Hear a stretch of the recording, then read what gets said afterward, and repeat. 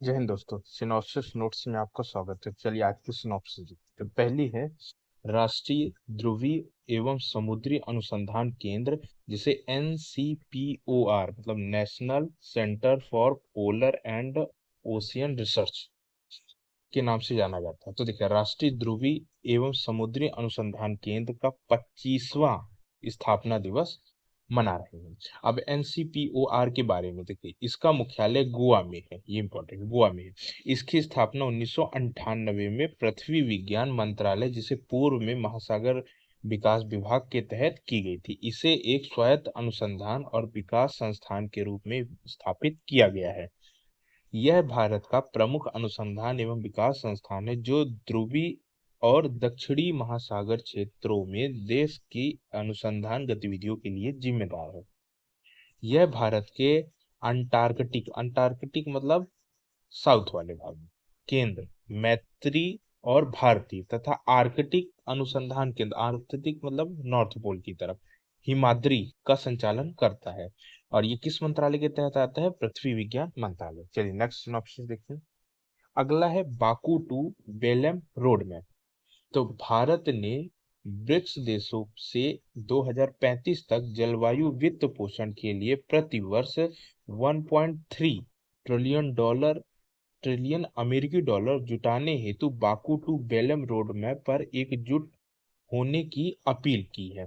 भारत के अनुसार इसे राष्ट्रीय स्तर पर निर्धारित योगदान, जिसे NDC लक्ष्यों को पूरा करने में मदद मिलेगी। देखिए, ये क्या है, जलवायु के लिए जो ब्रिक्स देशों से 2035 तक, आपको मालूम है कि जो भी विकसित राष्ट्र है वो उन्होंने पूर्व औद्योगिक समय जितना भी प्रदूषण करना था कर लिया। अब वो विकसित अवस्था तक चलेगा, तो वो क्या है कि जो विकासशील और अल्प विकसित देश है उन्हें वित्त उपलब्ध कराएंगे, ताकि वो उस सहायता से वित्त और टेक्नोलॉजी दोनों, ताकि वो अपना विकास कर सके। तो इसी के लिए ये बाकू, क्योंकि अभी वाला जो सम्मेलन हुआ बाकू में हुआ है, और अगला वाला जो सम्मेलन होगा वो बेलम ब्राजील में होगा। तो चलिए आगे देखते हैं। तो देखिए, अजरबैजान के बाकू में आयोजित जलवायु परिवर्तन कॉन्क्लेव पर पक्षकारों के 29वें सम्मेलन, जिसे UNFCCC COP29 मतलब United nation framework for convention of climate change का COP29, कॉप यानी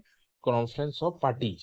तो UNFCCC का जो COP29 है वो कहाँ, बाकू में हुआ था। तो में इस नए वैश्विक वित्त पोषण लक्ष्य और फ्रेमवर्क पर सहमति बनी है। इसका उद्देश्य ब्राजील के बेलेम में आयोजित होने वाले आगामी COP30, तो देखिए अभी वाला बाकू में हुआ था 29 का, इसलिए बाकू हो गया, और अगला वाला COP30 में होगा, इसलिए अब ब्राजील के बेलम में होगा। तो हमने Baku to Belum road map तैयार किया है। ठीक, तो 2030 तक जलवायु वित्त पोषण के लक्ष्य को बढ़ाना है।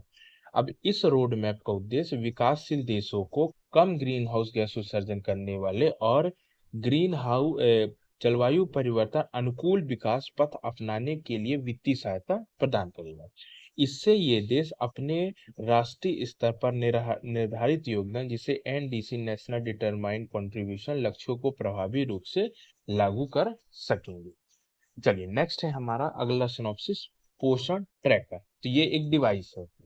ओके, तो ये डिवाइस देखते हैं क्या है। तो देखिए, केंद्रीय महिला एवं बाल विकास मंत्रालय ने घोषणा की है कि भारत के सभी आंगनवाड़ी केंद्र अब पोषण ट्रैकर एप्लीकेशन पर पंजीकृत होंगे। मतलब ये एक पोषण ट्रैकर है, जो एप्लीकेशन है आपके मोबाइल पे रहता है। जितने भी देश में आंगनवाड़ी केंद्र है, ये इसी से लिंक कर देंगे।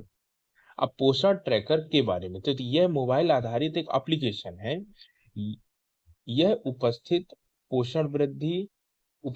पोषण वृद्धि की निगरानी और पोषण सेवाओं की रियल टाइम ट्रैकिंग में सहायता करेगा।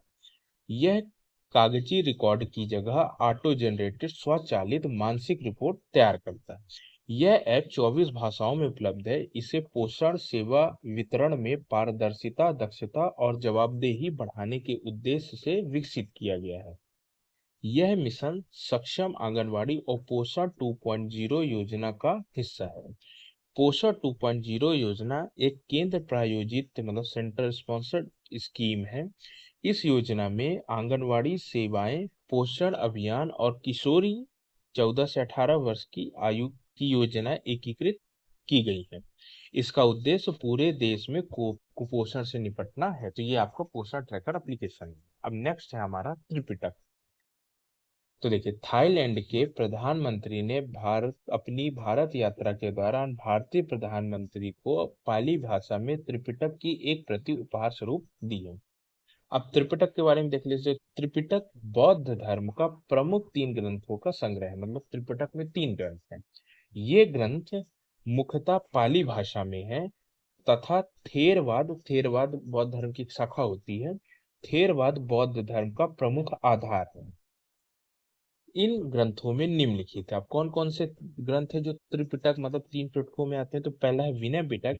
इसमें बौद्ध संघ में शामिल होने वालों के लिए नियम और कानून है। मतलब जो भी बौद्ध भिक्षुक हैं उनके लिए नियम कानून विनय पिटक में है।